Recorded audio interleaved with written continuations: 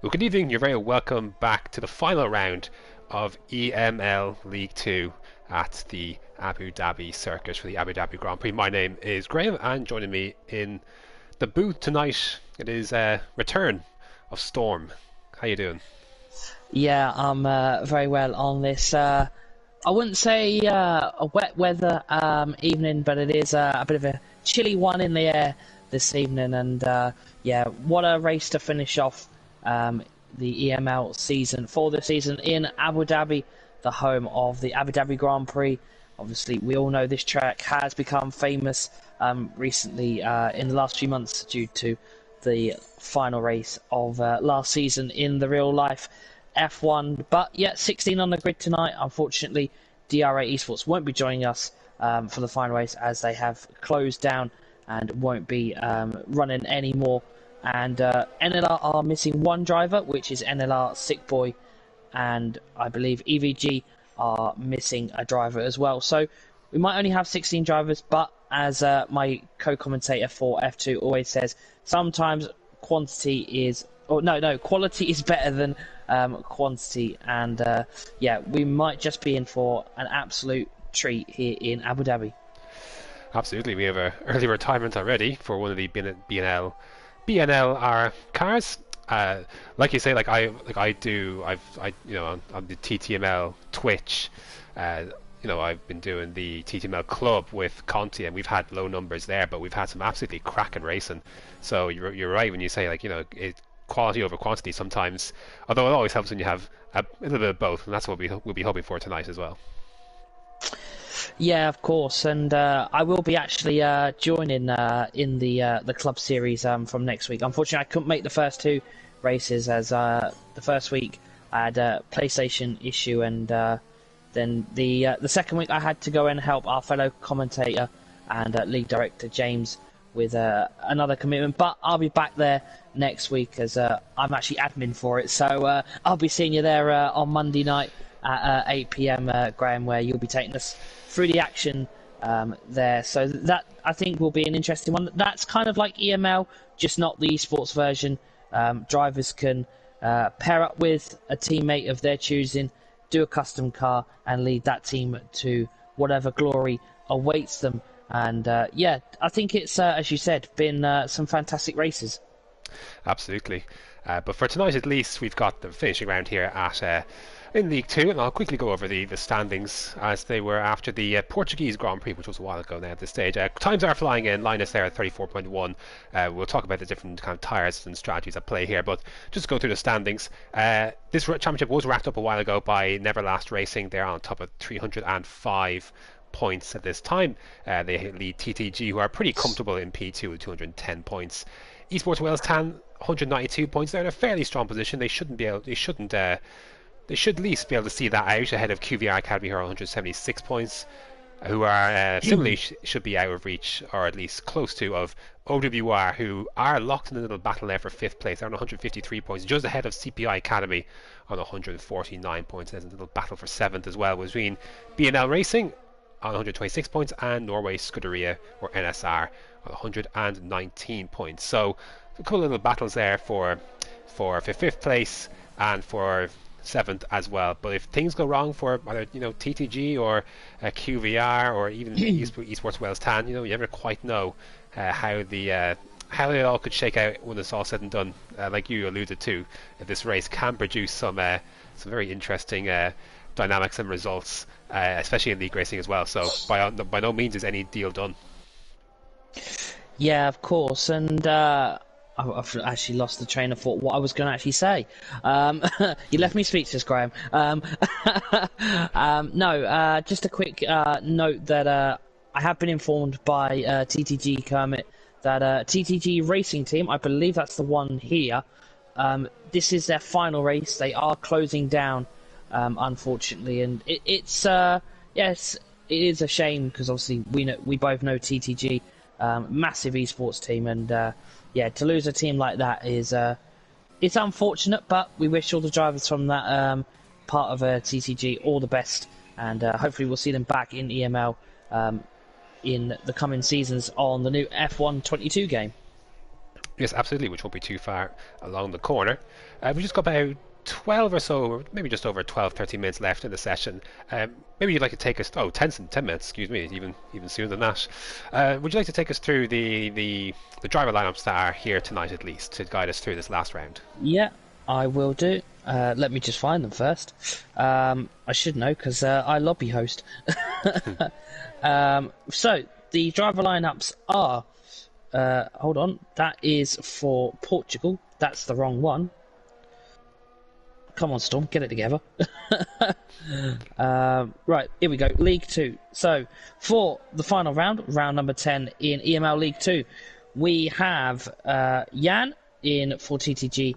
TTG Kermit is the reserve driver replacing Yogi F1, who can't make it tonight. OWR Bear Remy and OWR Getu. I do apologise if I pronounce these names really wrong, and that is for Old Walkers Racing. For QVR, we've got Spaghetti Chips and QVR Packer. In BNLR, we have BNLRE Luca Law and BNLR Noodles. I believe that's how you pronounce it. I think so as well. Yeah. For Norway Scuderia, known as NSR, we have the drivers of NSR Hades and fellow commentator that we both know, NSR Pariah 22. In Esports Wales Tan, or known as ESW, we have ESW JR and Drophus. I believe that's how you pronounce it. I might get Mike at me for that one. DRA, unfortunately, aren't here, so they don't have any drivers. Neverlast Racing, which I have just been informed, even though they've selected NLR Sick Boy, he would not be able to race. He would be DSQ'd automatically because he has raced for another team this season, which is TRT.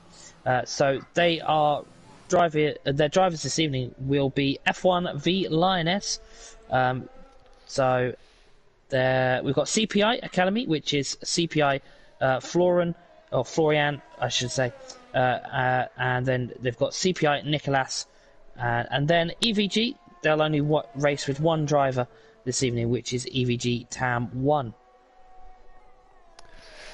So there you go. That is 16 drivers at least, and Abu Dhabi always good for a bit of a strategy wrinkle sometimes. It's a challenging track, especially turn number 3, I believe. Turn 3, long right-hander, especially on soft compound tires. You see a lot of cars kind of lose the back end going through at the high loads, especially as the tire wear goes on. A bit easier for strategy this time around, but still an interesting choice drivers have to make. And if they choose to go on the soft and how they manage that soft in the stint, or if they go for a medium that might be a bit slower, might lose a bit more time at the start. And obviously the DRS here is quite potent. If you lose it, it's not quite as bad as some tracks for DRS trains, like at Brazil for example. But yeah, it's these are things that drivers have to be thinking about. But at the moment, at least, there's a couple of guys who've got medium times that are their best at the top 10, which would mean they start on those tires, but plenty of time for things to change, still with 7 minutes to go. Yeah, and I'm just riding on board with EVG Tam 1 as he's coming round on his first flying lap.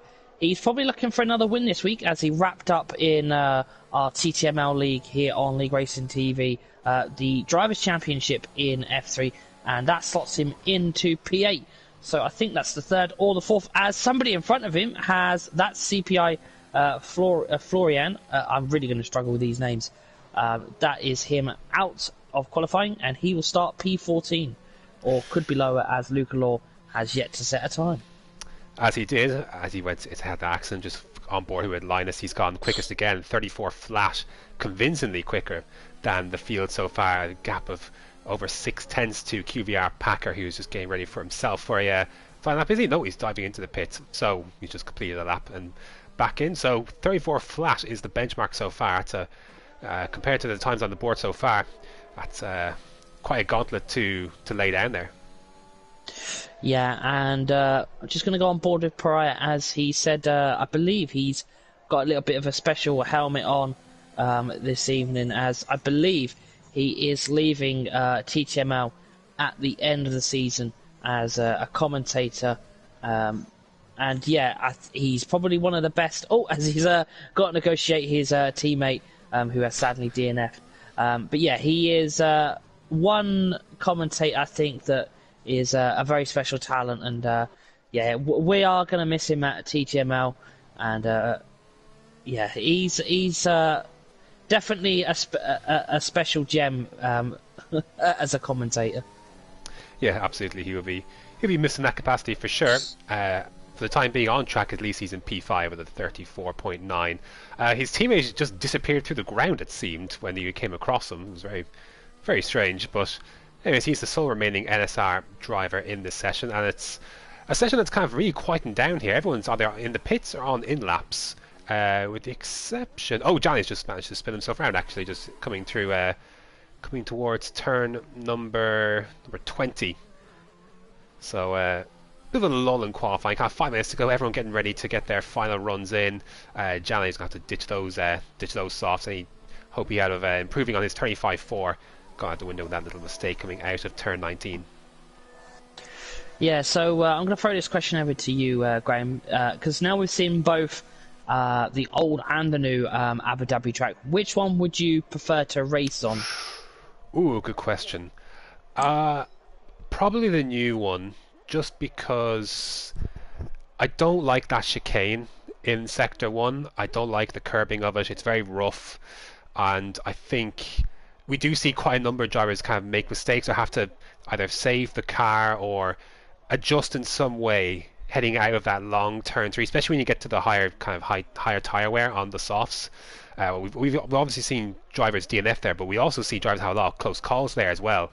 And that little disruption in momentum, I think with the removal of that chicane, if you got a nice clean exit, I think with a mistake of the car in front, you can open up a bit more opportunity heading for an overtake into that turn, into that hairpin with a longer run. And so I like it on that side. Conversely, I actually don't mind the zigzag nature of the. It was previously the turn 11, 12, kind of 13, kind of left, right, left. I actually quite like that section of the track. So, one disappears, one goes. It about evens itself out. I liked the second part. I didn't like the first one. So. Evens it out, but because we've actually seen, I know we've seen a lot of accidents in that part of the track as well, where drivers trying to leave each other space in that section. Actually, I'll go on board with Tam. I think he's close to it. So obviously you get a good DRS run. They use the DRS well here, in compared to other tracks where they have a second detection point. And we see plenty of cars run side by side here, and we see some good racing side by side through this section of the track.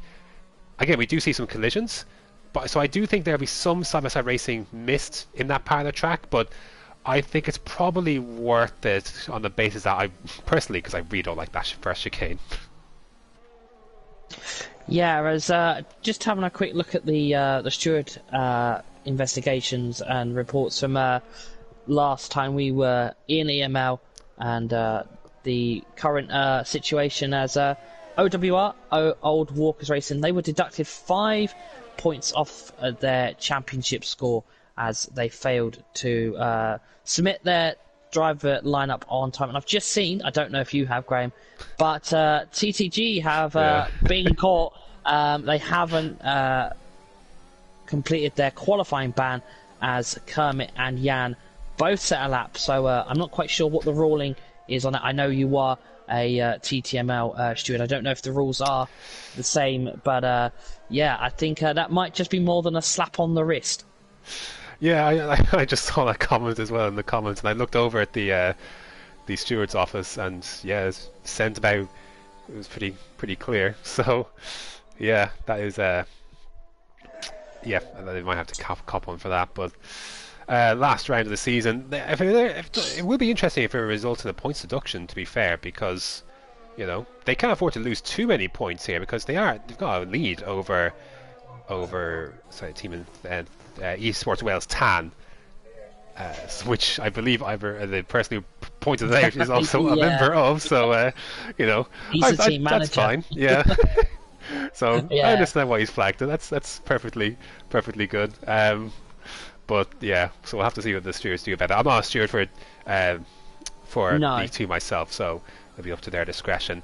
But we are beginning the final runs here in qualifying. Some have already gotten underway as we've been talking about that. 2 ODR cars in the top 10 at the moment, at least for the time being. Can anyone challenge that 34 flash from Linus? It's going to take a big effort and a big improvement for anyone to top that based on what we've seen so far. Yeah, it just seems quite a bit of a gap up the top there. Nobody really challenged Linus. I've seen Linus race in other places, and yeah, he's a quick driver, but can be a little bit more. I'd say his style of racing is more the Max Verstappen style of racing. He does like to get the elbows out, and he does like to show that aggression. So it'll be interesting to see how he handles everyone going at him into turn 1 and maybe into turn 2 and 3. But yeah, it'll be interesting to see how the first few laps play out with him, if he manages to keep that lead at the front early on. Checker flag is now out, and Drofta is now coming across the line. Yes, goes into 4th place. Kvyat Packer invalidated his lap, couldn't improve. I just want to, as we're watching Linus come through the 3rd sector, I just want to point out that there's no start finish line, at least for me on PS4 here, when you come across this track. So I was trying to look for the line, and forgot that it just doesn't exist apparently, or at least not very visible on the. It just doesn't exist. As a 33.9 for Linus consolidates his lead at the top. Pariah did improve 34.4, but no one's really come close since. Still a couple cars to finish the lap. A lot of people actually haven't improved their laps. A lot have either invalidated or retired already. So kind of a no one looking like no one's going to challenge Linus here as the session winds down.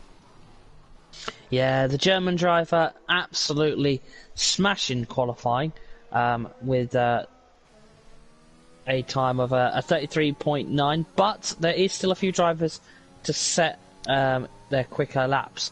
And Pariah is on 1, JR is on 1, Bear Remy, Nicholas is still all on a lap. So anything can change. Pariah is on a 34.4 at the moment. He can still get a quicker lap. I will just ride on board with him as JR opts for the pits.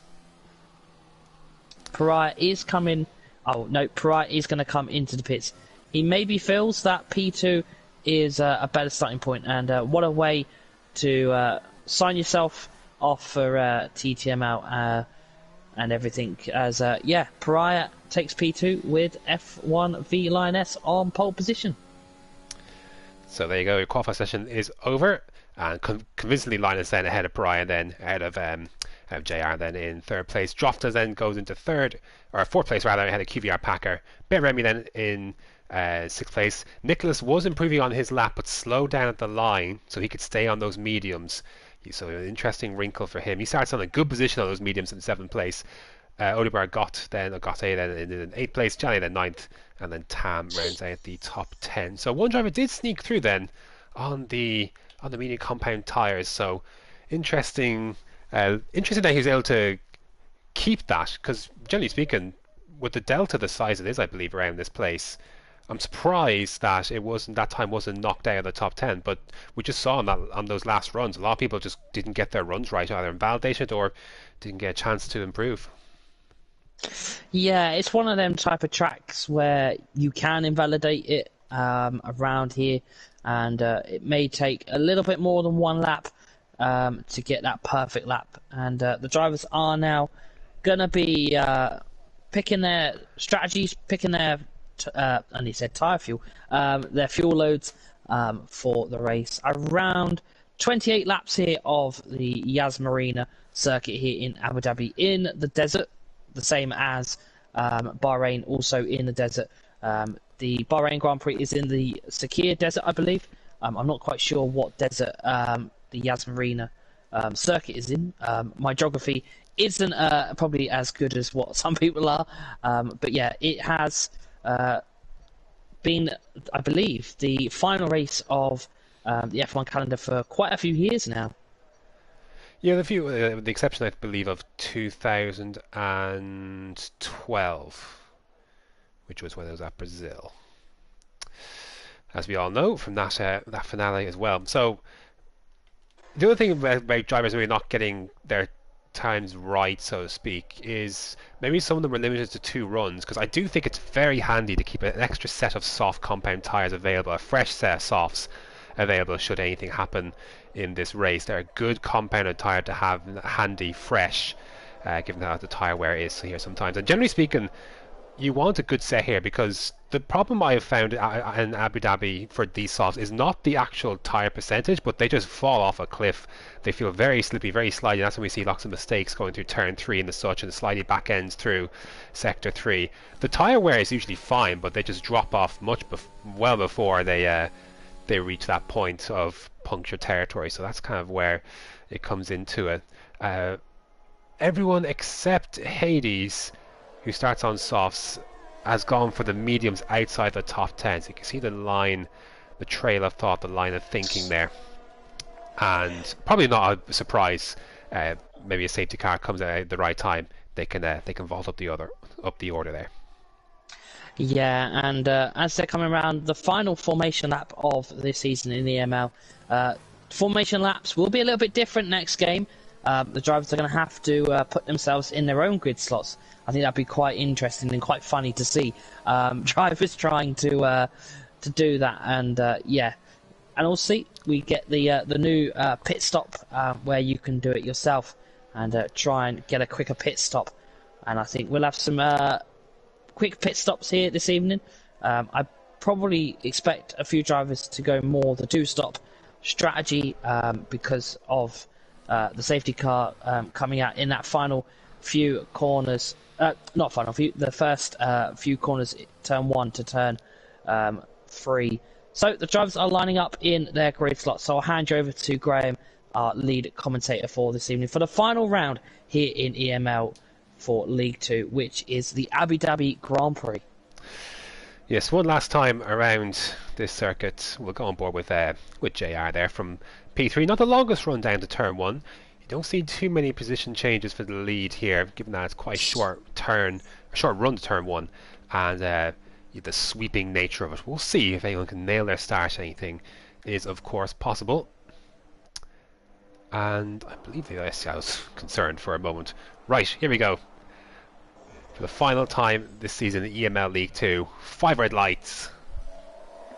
And away we go. That's a good start for JR. Immediately jumps past Pariah, who's had an absolutely shocking start. He's been swamped by the field, but Linus will run unchallenged through turn 1 as they go side by side. That's Drofta and Pariah. And then a little bit of contact and going through the swooping turn 3. You can do so on full throttle in these first few laps with the tyre wear at an ideal rate. But as the further we go on, the more challenging that will be. Pariah then slots into 4th. Oh, a bit of contact with himself and QVR Packer. They manage to straighten themselves out as they unwind onto this long straight for the first time. No DRS, of course. They'll have to use their ERS, which you have to use in careful supply around this track. Got Packer then, Pariah, and Johnny Fanson a bit of action here as well. He's left the car down the inside. A little bit of contact. Pariah takes the place on Packer. And back end stepping out massively for Johnny there. And Nicholas had to get out of dodge there. That's put him under pressure to bear Remy, who is bearing down them, heading down this back straight into turn 11. He's on the medium to compound tyre, so will he swap around the outside? Becomes the inside. Very easy. And he didn't make contact, but very difficult to leave space there, and that's what I was talking about earlier. You can running side by side can easily end in a disaster there. Yeah, you don't want to be ending in disaster this evening, because points are points at the end of the day. And what a start from ESW, both up into the podium places, P2 and P3. They're just going to have to sit there now and maybe defend a little bit for the first 5 or 6 laps. Let them soft compound tyres do the work. And yeah, it is Linus from NLR in P1 with the 2 ESW drivers from Esports Wales Town in P2 and P3. So a good pile of points up for grabs potentially, but obviously a long way to go. Pariah, as a result of that squabbling, has already lost out on that DRS range. He's 1.4 seconds behind Drofta now. He has another lap to try and make this work to get within DRS. The question you'd be asking, is it worth using your ERS to try and get back into that into that window, because if you can, maybe able to recover some ERS later on, but if you don't, obviously if you try and use it and don't, then obviously you're in a much worse position than you were previously. So gap is extending at the moment. You can see even Linus is getting away as well up the front. Position change. We've got Florian and Tam. It's for P12. They're both on softs. You can see what kind of start they've had. See, Tam is down. Two players that had started on 10th on those softs. So with Florian, fresh set compared to the quali set, but for the moment he'll hang on, at least for the time being. Yeah, I think with Pariah now, it's just kind of try and get back what he lost early on in the opening laps, and maybe strategize a way to get past the two ES drivers who are in absolute fantastic form at the moment, as they are in P2 and P3. Packer is still keeping on the back of Pariah, as Linus sets the fastest lap with a 38.4, and he is he's leading the way and doing it with ease at the moment. So yes, gap's almost stretched to 2 seconds already. Pariah has made some time back here, but the section point is coming up. Decides not to use any ERS heading down towards this chicane. He's 1.3 back. Can he close in the braking zone and all to get within that 1 second range? It's close, but ultimately he's still out of that window. But the two ESW cars will have to make a decision in terms of what they how they do and handle their how they handle their drivers. Let's see. No ERS being used on my Drofta there, but he's just reeling him in. And yeah, very simple overtake. They shouldn't really spend too much time fighting each other. They're in a great position where they could just go back and forth. They've got no DRS for the car behind. They can extend. They can handle it however they want. But they might need to be careful, because Packer is now coming through on Pariah, then, who can't really defend this one, sadly for him. So he slots in behind for P5. Packer, then let's see what pace he's got. Can he close up onto the back of these two ESW cars? Yeah, it looking like he is going to close up, but yeah, it's an interesting battle for that P4 spot, as the drivers are still within a very close gap between each other. I think the biggest gap we've got is Linus to JR. The others are, not even over a second yet. Oh no, Bear Remy is over that 1 second. He is 1.6 behind BNL Noodles, or Noodles, however you want to pronounce it. I don't know if about you, Graham, but Packer is a little bit laggy. I think is he American? I'm pretty sure he is. I'm not sure. I didn't study the flags too much heading in, but we'll see we'll see from other cars how he gets on. The gap is still roughly the same though, about 1.2, 1.1 or so to the ESW cars in front. I'll tell you who's in a very good spot here is Nicholas. He's within the DRS range of all these cars here for this little battle for P4, and he's on the mediums. So he's in a good spot here, whereas like the spaghetti chips, he isn't. He's out of that DRS window, and every car in front heading up to fourth place is within that range. So unless they start squabbling here or getting close, like maybe these two ESW cars are, then it's tough to make up that ground when you've not got that DRS, and how powerful it is on this track as well. It's so much more straight line speed. You're going to see a swap here for P2. It's tough. So Nicholas though is within that range, and he's stayed exactly where he started. He's in a very good position. As you can see a change in SK, it actually drops down to another medium runner. So he's in a good spot as Nicholas, but now Jane is kind of slipping out of that range as well. So it won't be too long, I reckon, as a car off the track. That's Hades for NSR. We're not a million miles away, I would say, from those mediums kind of being the more favourable tyre to be on. And so Nicholas he will be fine where he is, but before long, as Jane is really struggling here on these tyres, especially that part of the track. You might be thinking actually now he needs to dispatch this car on those softs. Seem to be really struggling. Yeah, he is struggling, but the medium runners, I think Nicholas will start to get the benefits of their medium compound tyre soon, as them softs, they don't last very long. So Pariah and Packer and the guys above, they will start. Oh, stick the two yellow flags. For no one, apparently. No one's spinning or in a wall or anything, so... I know somebody's in the pits. Yeah, Hades had that accident last lap. You go onto the medium compound tyres. Any look? Got Nicholas then. Yes, Nicholas then is going past Johnny then for P6. But we'll see if the TTG car will be able to fight back. How's the traction coming out of this chicane? It's tough, and yeah, Nicholas will have that should have that job done, even though Johnny will have that DRS then. So, good move for Nicholas then. He needs to get within the DRS range of Pariah. And there's a big squabble emerging in front because Packer has now caught up to those two ESW cars. So he was able to reduce that gap, and now is in the hunt here himself. It's not just a podium in front here. It's, there's 2 podium places in front here for the chasing, P3 and P2. So be thinking, how could he split these 2 ESW cars who have been playing the team game so far?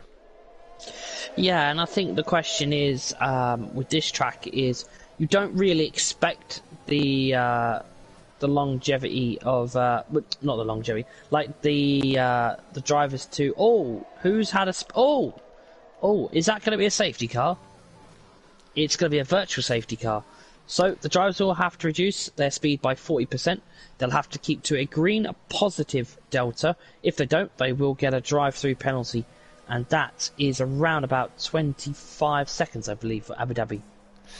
Everyone was past the pits when it happened, and Tam was able to dive in though on his soft compound tyres. So making that was a smart stop for Tam to make, I think, under that VSC opportune. Certainly taking advantage of the way no one else really could. Kermit was around the same area of the track, but is on mediums already, and as you say, the penalty for such an infringement is of course a drive-through penalty, as we are under green flag racing once again, very quickly actually.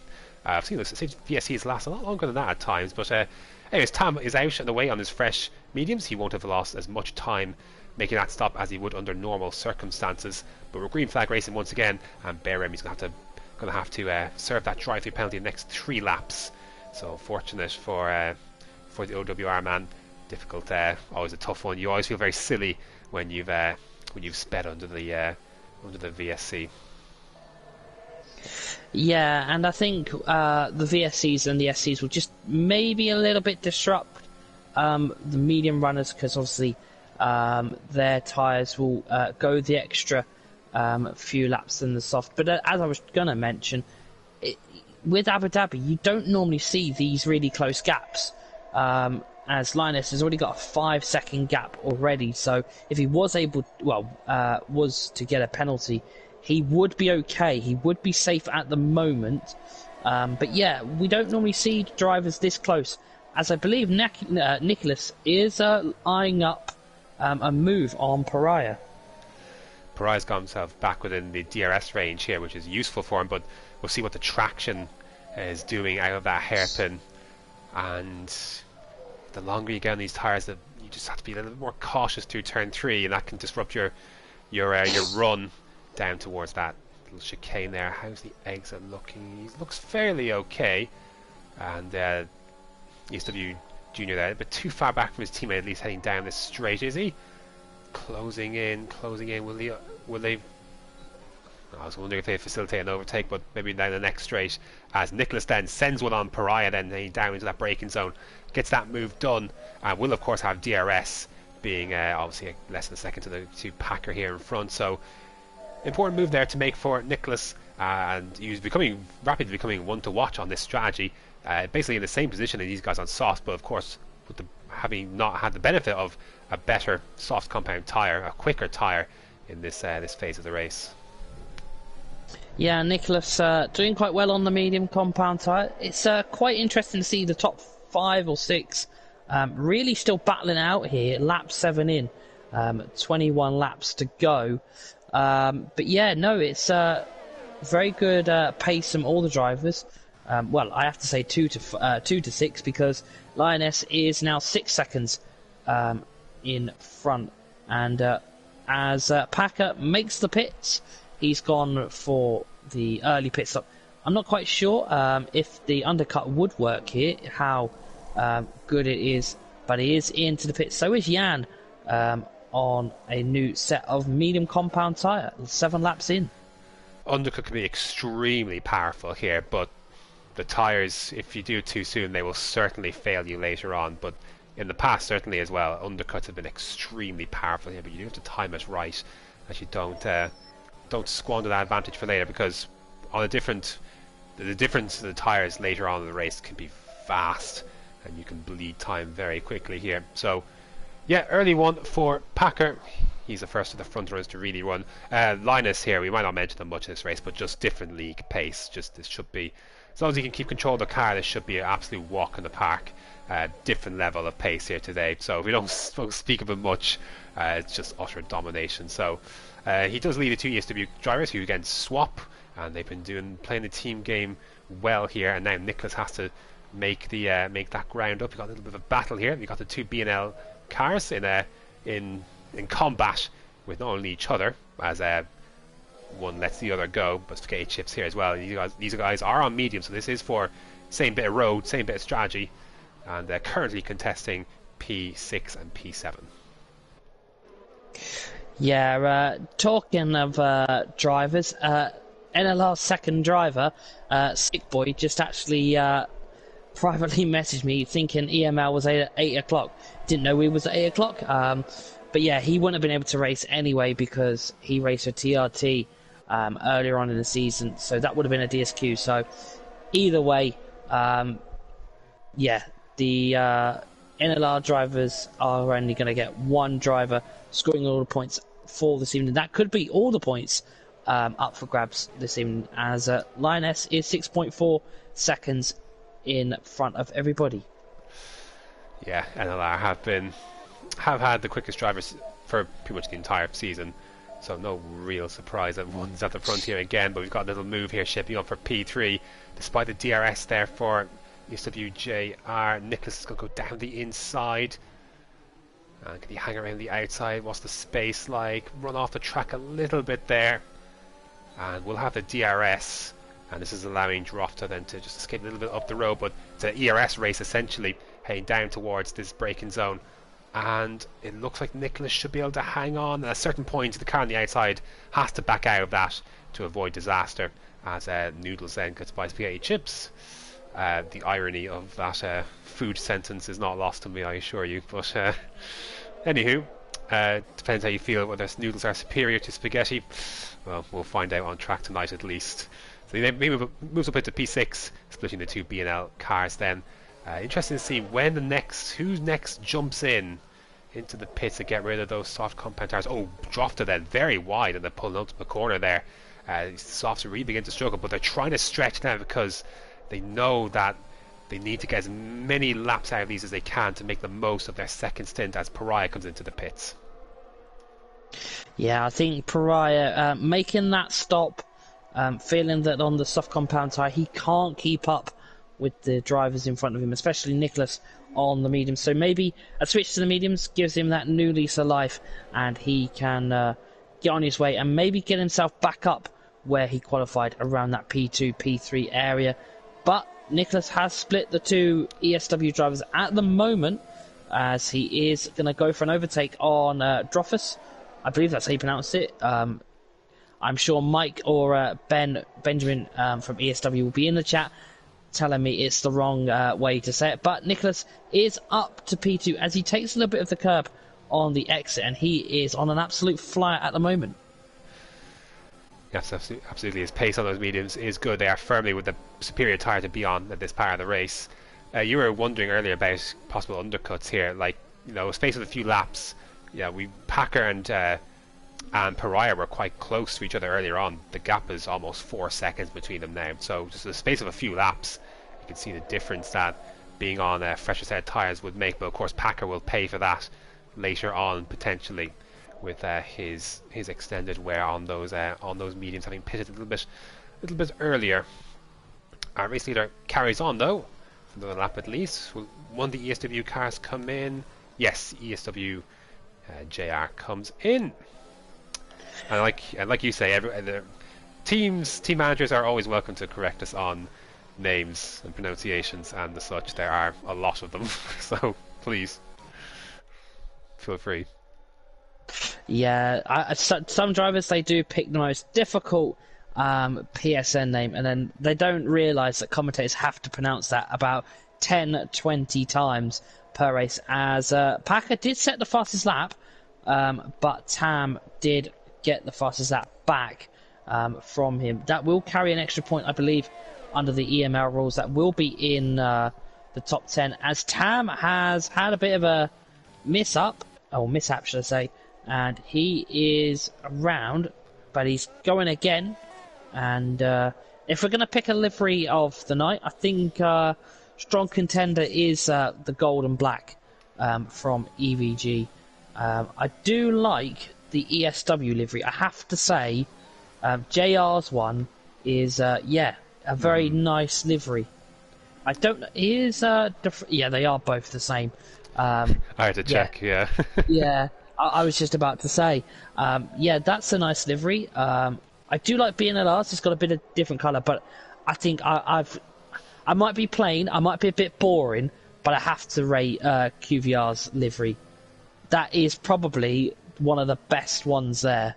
I think with obviously QVR, not QVR, EVG and CPI. They've got a good livery as well. That's pretty much the same as EVG's as well. So yeah, these livery designers, they might not have much to work with due to obviously F1 licensing, but they do get some good liveries out. Absolutely, some nice ones out there, like you say. Droft has then come into the pits, and mediums. Now, where will he come out? Two B&L cars have been busy. They now both passed Spaghetti Chips. But where will Droftus come out then? Where's his teammate? Just there. Just about. Wow, very close side by side there. But you can see again how much time track position they've lost. Like Pariah's in front now, Packer's further up the road.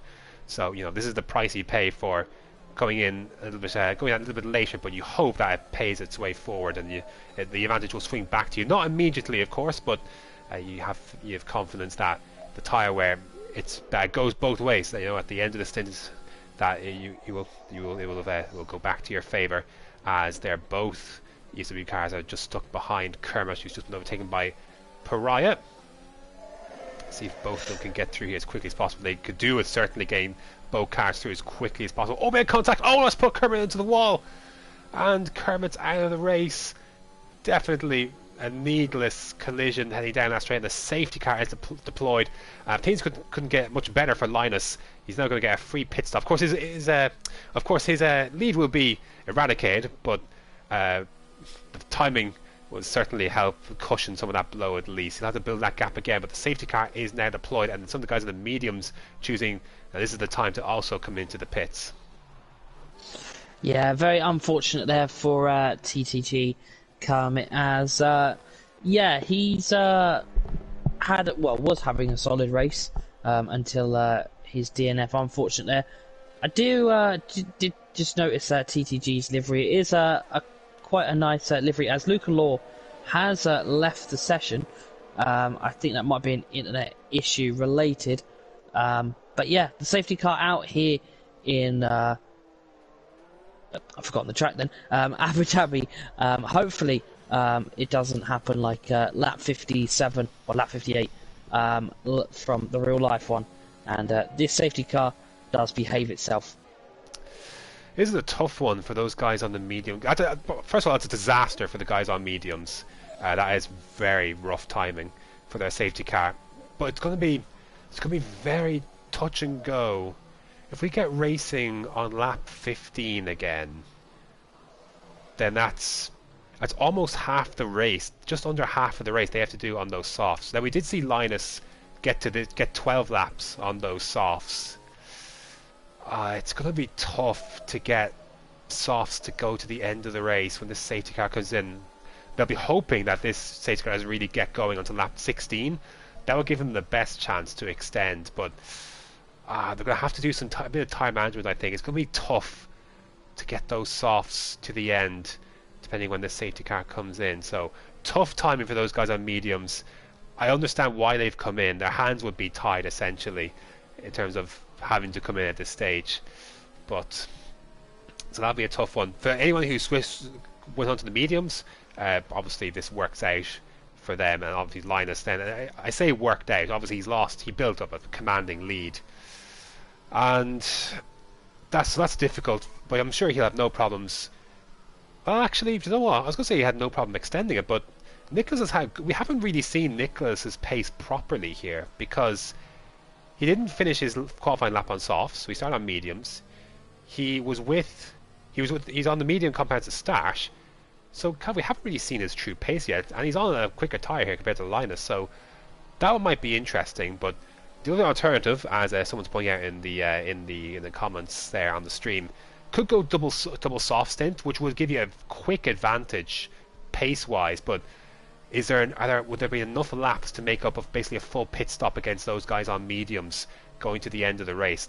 We'll see. Like, again, the tire, I said earlier, the tire difference if you're on an older set compared to a fresh set of softs is astronomical. So in theory, if you got the pace, maybe it could work out. But of course, we could see another safety car, and that changed the kind of changed the whole landscape again. Yeah, it's just all going to be, when does that safety car come in? I think it'll probably be this end of this lap. Maybe, I reckon, actually, lap 15. Because I've just noticed the P13 and P14 aren't quite there at the moment. They're around about 18 seconds off. So they might just squeeze in at the end of this lap. They'll catch pretty quickly, I think. Yeah.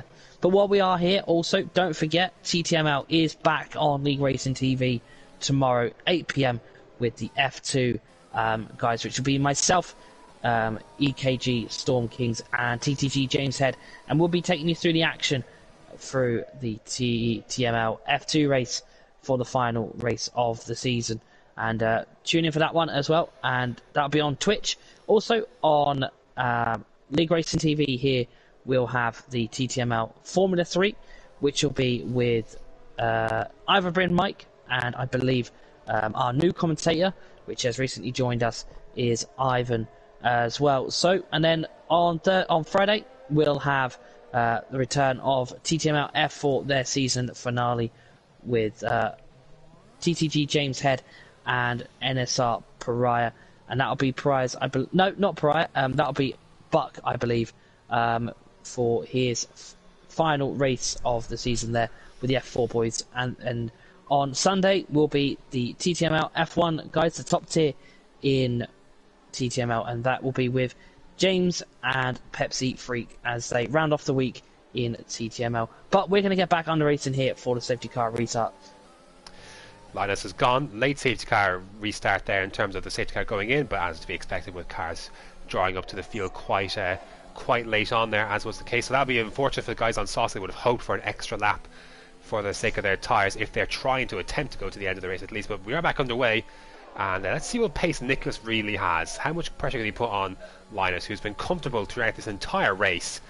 For the first time, maybe sweating a little bit if those sauce can go to the end. It could be very difficult, but let's see how he'll handle this defence if it's needed, and if he'll fight it too much, or what he'll do against a car on the soft compound tyre.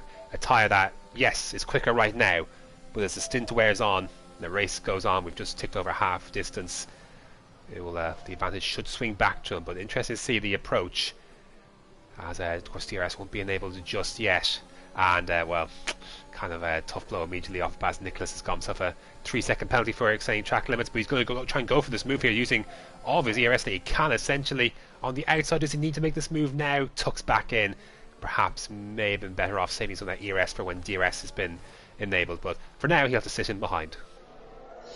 Yeah, he will have to sit and be patient, and he will have to wait for his opportunity as they come round the sweep-in right-hander, I believe that is, if my eyes aren't deceiving me. As they go through the hotel section, I have to say that is a thing of beauty, the hotel section.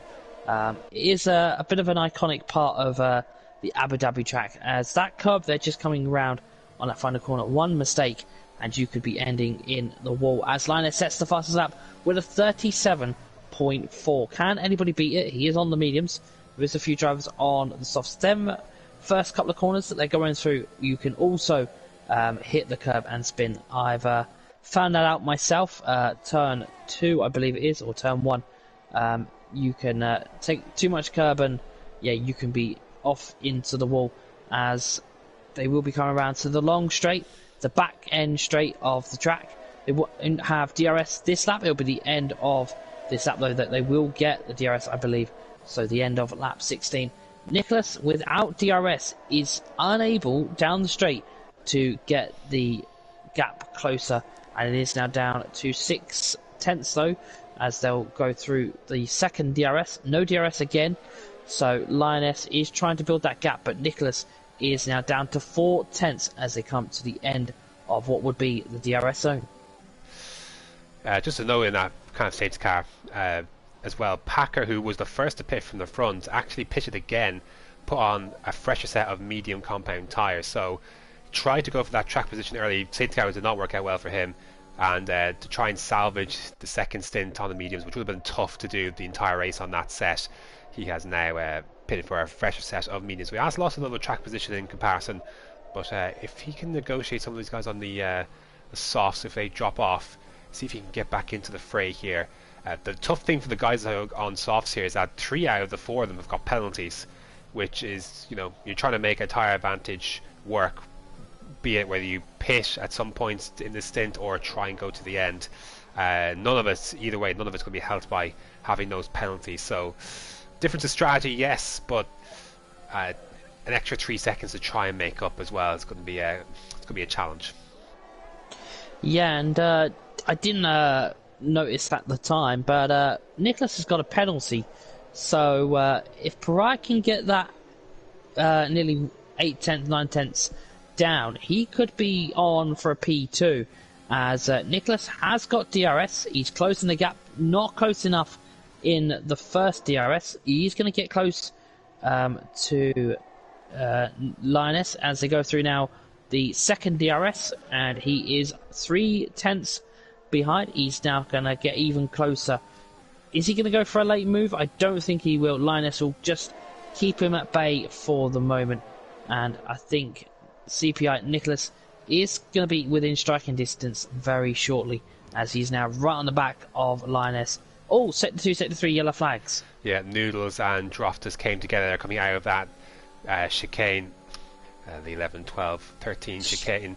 Just a side-by-side contact through there, that, like the likes we've seen many times in this circuit.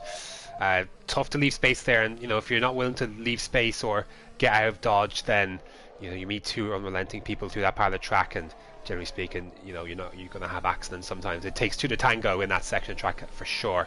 And on that occasion, the dance was not so sweet, and Noodles is now out of this race. A shame, because he was in a good position in this race, but alas, will take no further part. Yeah, I'm surprised that didn't cause a safety car, or even a VSC, as Nicholas still didn't get past Linus down the start-finish line. He's going to get more of an opportunity down the back straight, as he is going to get DRS, but he is 7 tenths down, and it just seems like Linus has just got that straight line speed as they make their way down the back end straight, and that is a pretty good defend from Nicholas, as Pariah drops the place to ESWJR. And he's got another car on his tail as well. A couple of overtakes going through there. Oh, QVR Packers making his way through the field up to 6th place now, so showing some strong pace on those tyres. Let's see if Pariah could go back at JR there, and enough overspeed to do it. And slots back in front. This is for P3. So at the moment, 2 ESW cars, having taken hold of the podium positions in the first part of the race, currently find themselves out of it. So, and like you mentioned earlier, like Nicholas has got that 3-second margin and always could get another penalty at this rate.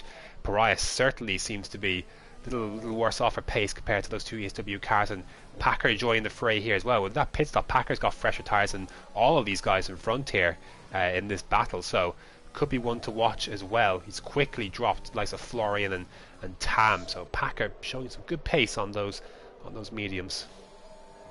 Yeah, it could be a good day in the office and a good day for a final race for CPI, as Packer is closing up the gap, but so is CPI. Florian and they both could potentially be top 5, but Florian does have a penalty. I will just bring up the penalties while we're on the subject of them. So they're all 3 penalties. Luca Law has 3, Florian has 3, and Nicholas has 3. Pariah is not going to get P2 at the moment as it stands, as he's 6.4 seconds behind, but everything can change. The unexpected can happen as Tam goes for the move, and he gets the move done on CPI Florian, the newly crowned TTML F3 driver champion, making moves late on here in Abu Dhabi with 9 laps to go. Well, 8.5 laps to go. So JR back through that on Pariah, who is just losing a lot of time. We're talking last, gap was under 6 seconds, and it was got to 6.5. So yeah, I don't see those softs lasting. I think it's going to have to be another stop. Nicholas has dropped back now as like 1.5 seconds to Linus, who withstood that attack on the well, not even much of an attack on the first lap, and should be comfortable from here on out. I think with Nicholas is he's got a good.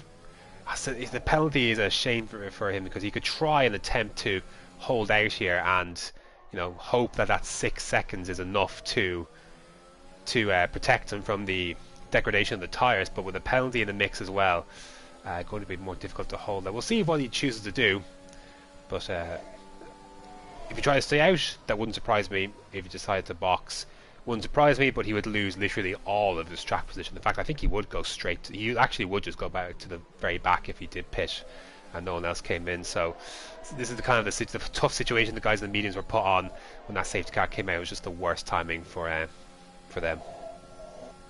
Yeah, I've actually just noticed, I don't think you have, Graham, but the ESW driver of JR has got the incorrect livery to what ESW livery should be. Droffus has got the correct livery for Esports Wales Tan, as they're battling there for that final podium place. Yeah, that's may have been a mistake, but yeah, he has the wrong livery for ESWJR. Maybe just a little bit of a small communication issue, or he has forgot. But yeah, that is the incorrect livery, as last time I checked, Esports Tan didn't have a time or a clock on the side of their car. I will say the one that JR is running is very, very nice. Yeah. But like yeah, you say, it's very nice, but yeah, I only just noticed it. That's why I kept thinking he wasn't ESW, because it's not the same livery. But yeah, Pariah really struggling against Dorofus, as he is closing the gap, and JR pulling that gap away as they make their way down into the few corners just before the back end straight.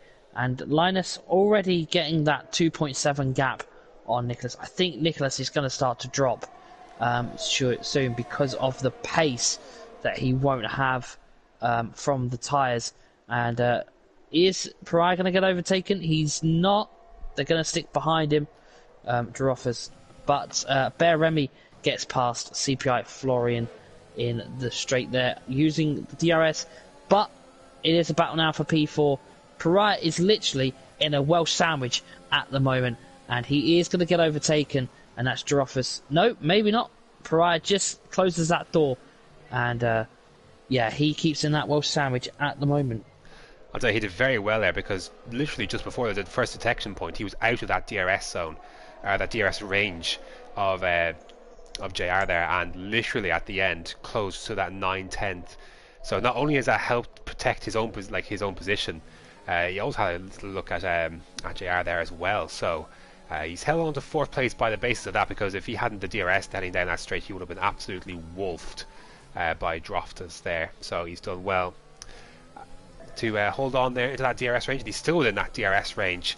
The thing that ESW need is JR goes very wide coming out of turn 1.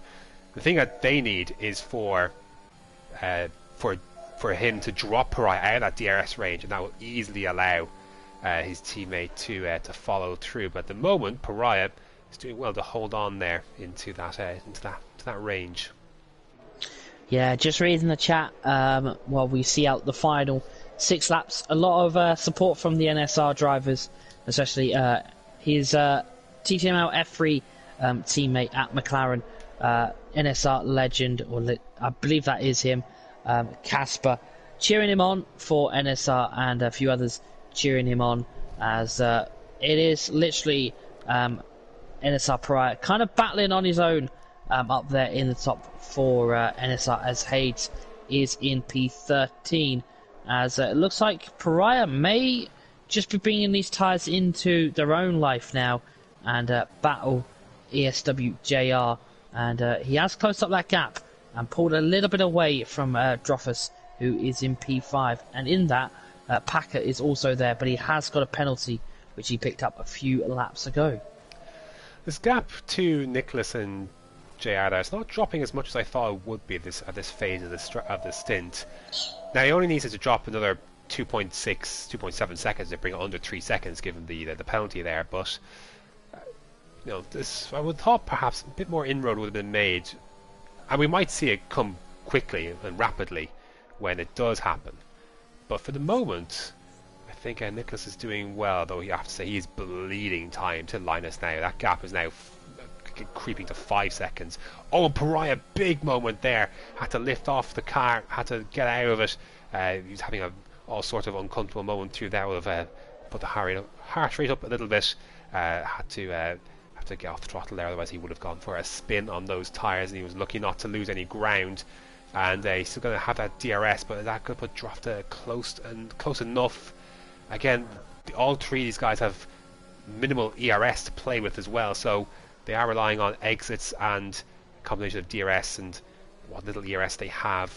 And how's the traction? Oh, actually, going to be a tough one for JR here, who does not have DRS, and Pariah's going to use the rest of his ERS reserves. He's going to fly by the ESW driver. So Pariah, looking on the ropes a few laps ago, has now taken back that 3rd place.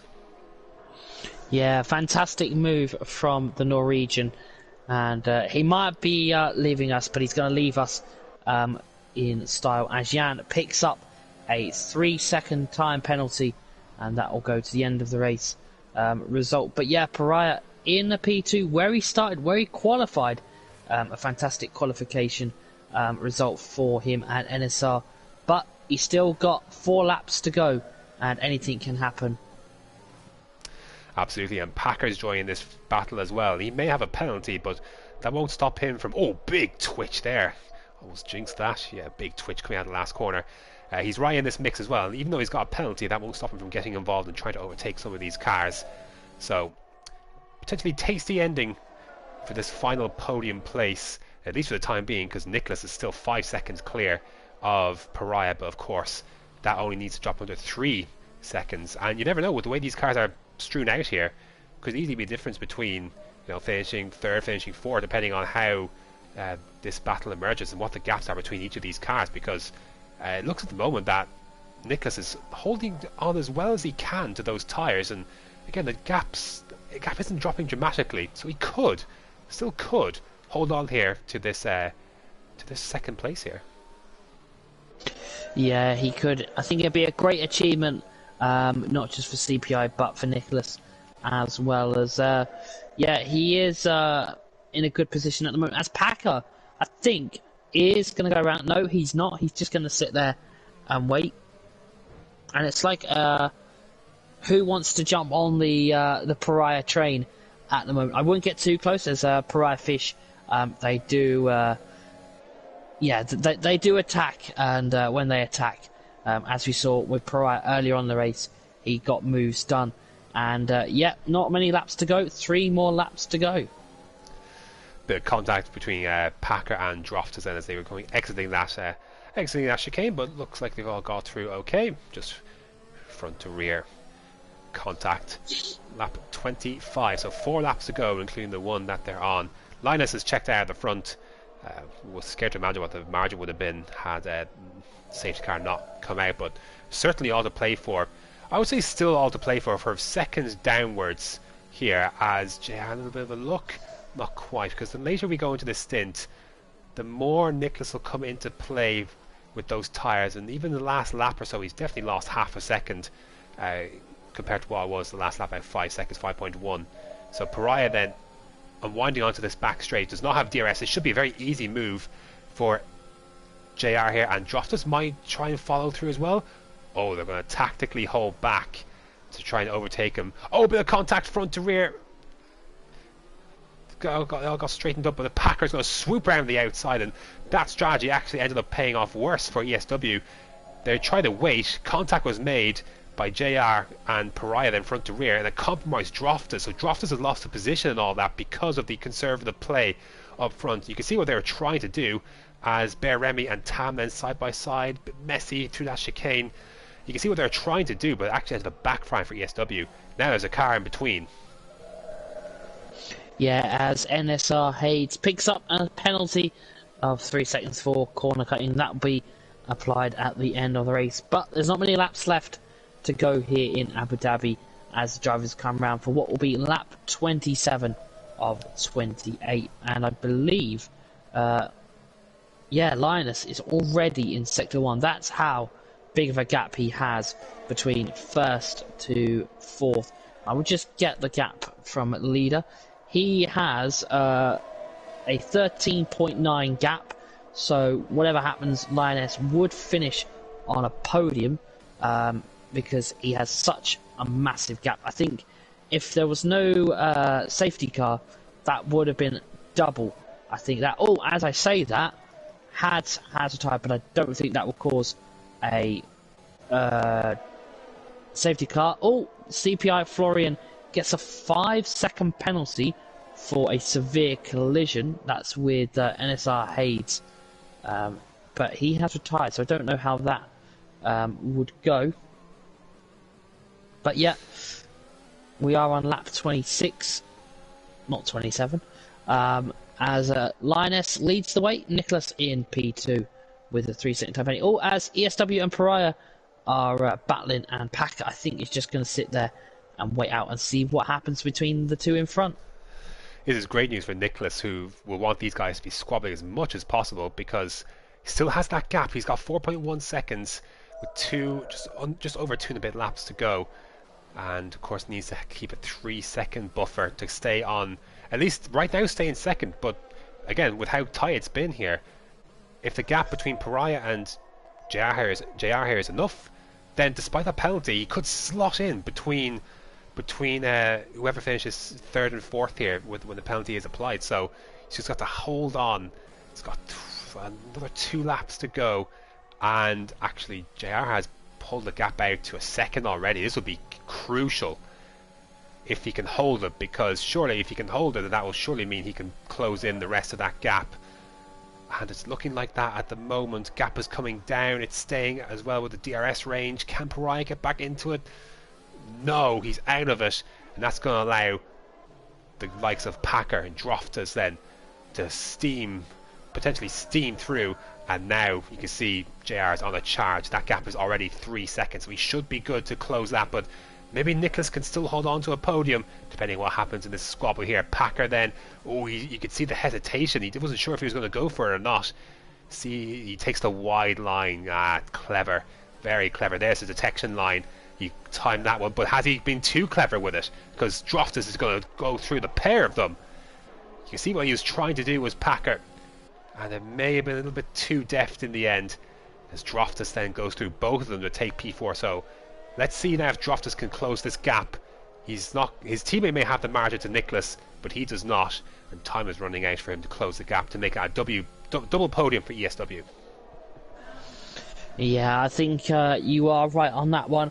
As we get ready and we gear up for the final lap, as Linus has crossed the line, should I say, for the final lap. So the final lap here in EML League 2 for the final race has now started. Linus is on his way with Nicholas in P2, ESWJR in P3, Droftus in P4, Packer P5, Pariah P6, Tam in P7, Bear Remy in P8, Spaghetti Chips in P9, Jan in P10. And then outside the top 10 is Luca Law and CPI Florian Your DNF at the moment, anything can still happen, is NSR Hayes, BNLR Noodles, or Noodles, whatever that, however you want to pronounce it, TTG Kermit, and OWR Gatu. So it's going to be a very topsy-turvy end, as is JR going to catch? Is he going to be under the DRS? He won't, but he's 1 point. He is under the DRS, just by 8/10. Is Nicholas going to lose? Well, he's going to lose it because of the penalty, but is he going to lose it on track as well? Doesn't look like it. He's going to be safe on track, but off track he would lose because of the penalty. But it depends on what the stewards say. It could change all after the stewards, and Nicholas could get that P2 reinstated. But it is going to be a fantastic performance from F1 Linus as he crosses the line and takes the provisional race win here in Abu Dhabi for EML League 2 with a commendable performance from CPI Nicholas. On track, he will take P2, but it is going to be ESR JR ESW JR will take P2 from him because of a penalty. And Droffus does get the final podium place. Nicholas drops to P4. NSR Pariah will be in P5. Tam will take P6. Bear Remy will take P7. Packer will take P8, with Spaghetti Chips taking P9. Rounding off the top 10 is Jan in P10. And then outside the top 10 will be Luca Law with Florian in P12. Your DNFs are Hayes, Noodles, Kermit, and Gatu. I think in the end, just one lap too many for Nicholas on those softs. It was a valiant effort, but the tyres really just dropped those last two laps, and that last lap especially. Gap wasn't even close, really, comparatively, for the podium. 1.7 seconds off in the end to Droftus then, so the tyres just really just fell away. It was a commendable effort, though, and without the penalty, could have easily been in play. And having been on board with the penalty as well, I'm sure there'll be some regret had over, because certainly not a part of the track where you really see a ton of unforced errors in that point of the track. Certainly with side by side, but did well to get those tyres to the end, and can be at least encouraged by that. But again, put in a very difficult situation. That safety car really screwed over those on the softs, and with him being the highest one, screwed him the most. Sorry, on those mediums rather, going on to those softs. So unfortunate, but still picks up a P4 for his troubles, and Storm went through the top 10 as you can see there. But dominant victory for Linus again, like you mentioned earlier. Could easily been half a minute. Very much fastest lap was actually went to Nuclear in the end, but in comparison to those who finished in the top 5, it's the gap apart from Nicholas, and who was on softs. You look at the other guys on mediums, it's over a second in the difference. So it just speaks to the domination of the of F1 Linus. And to be fair, it's reflective on the season, because we haven't mentioned them much tonight, but because they've only had the one driver, and they've had their one driver tonight absolutely cruised to victory. But for Neverlast Racing, they have been the yardstick to compare to for this season in League 2, and they're the best driver on the grid for this entire championship. Felix won, I'd have to say, throughout the whole season. Wasn't here tonight either, but they've been exemplary in how they've driven, both in terms of etiquette and of course how they've handled the team game as well. They are very worthy winners of EML League 2 this season. Yeah, I think I echo the same as Graham there, and I think we've got a little bit of a party happening in the comments, as Ivor Bryn Mike is the team manager for ESW. A double podium to finish off a fantastic season for ESW, who have secured second in the championship for League 2. That is Esports Wales Tan, and congratulations to them. They were fighting it out with NLR till the final race, and it did end the way it did, and congratulations to NLR as well. Going back through the season that I joined from Spain, where I did Spain, Baku, France, Portimao, I believe, and Abu Dhabi, when I was available to be here. And I have to say, Spain, where Felix won, was there as well, and Baku obviously as well, where he was as well. When I think we had the two TTG drivers, I think it was Sway that was there at the time, battling out. It was two fantastic races that I think we could say potentially races of the season. But it's been an absolute privilege to work with Graham throughout this season, that we have worked, even if it is on a part-time, one-monthly basis. I'm sure we both can agree we've enjoyed all the races, and we look forward to what the new game brings in a short time. Only just over a month to go now for F1 22, and I'm sure a few people will be itching their hands to get on the new game and try all the new track layouts and all the new Miami track that is coming to F1 22. But that is it for me and Graham this evening and for the season. It's been an absolute privilege and a pleasure to share the comms booth with such a great commentator, and I'm sure Graham will be back next season. I'll be back next season, but don't forget TTML F2 will be on tomorrow with me and James Head, taking you through the action for the season finale in TTML on Twitch. That is the Masters League over on Twitch. Then you've got on Friday, you've got the Formula 4 guys on as well with James and Buck. Also, don't forget tomorrow as well, the F3 guys will be doing their season finale. Then F1 will be on Sunday at the season finale as well. And then I think there may be a few bits to round off the season finale. But also, don't forget the EML premiere will be going live very shortly with Ivor Brin Mike and TTG James Head taking you through the action in Abu Dhabi. So don't forget to tune in on that. I believe that's on Twitch, and I'm sure that'll be an absolute fantastic way to end to a fantastic season in EML.